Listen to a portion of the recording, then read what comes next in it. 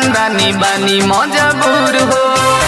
सुनो का सुनो जाए के न मन करे तुहारा से दूर हो। पैसे के कारण रानी बानी मजबूर हो। नहीं जे कमाईब तो कहाँ से खियाईब, करब याद तोहे हरदम। हेले जाबो कदी चंदन ए राजा जाता रा तू तो लंदन।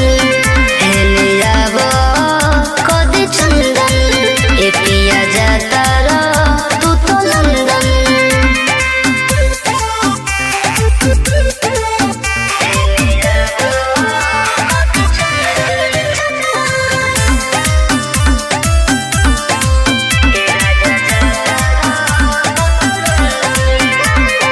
चल जइब बहरा त कटी कैसे रतिया, याद आई कोई तोहर मीठी मीठी बतिया।